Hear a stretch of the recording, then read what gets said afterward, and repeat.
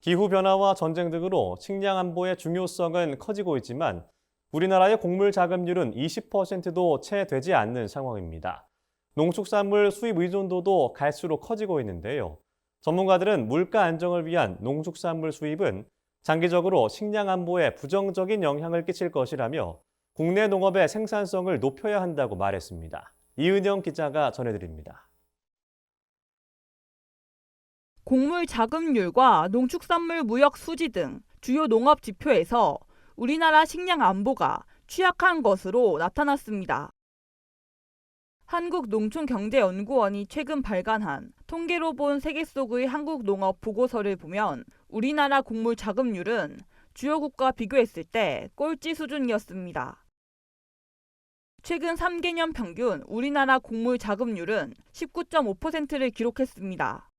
같은 기간 세계 평균인 100.7%에 비해 턱없이 낮고 우리나라와 상황이 비슷한 일본의 27.6%와 비교해도 현저히 낮은 수준입니다.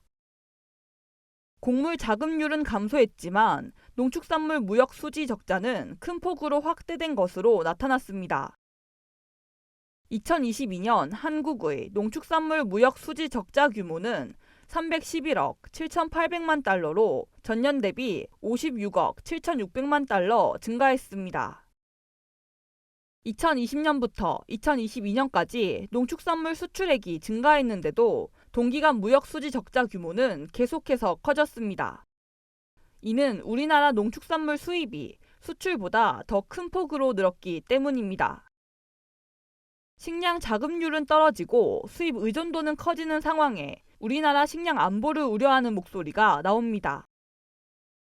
임정빈 서울대학교 농경제사회학부 교수는 단기적 물가 안정을 위해 쓰는 농축산물 수입 정책이 장기적으로는 우리나라 식량 안보를 위협할 수 있다고 말했습니다.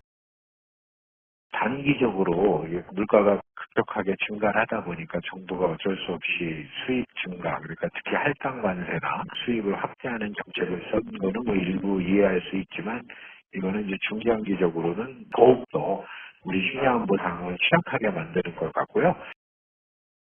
그러며 식량 안보를 강화하기 위해선 국내 농업의 생산성을 높이는 정책이 바람직하다고 제언했습니다. 중장기적으로는 국내 생산을 작업 능력을 높여서 안정화하는 이런 정책이 오히려 올바른 정책 방향이 되리라고 생각이 됩니다. 이런 상황에서 국토 면적 대비 경지 면적의 비중도 2012년의 17.3%에서 2021년 15.4%로 10년간 줄곧 감소했습니다. MBS 이은영입니다.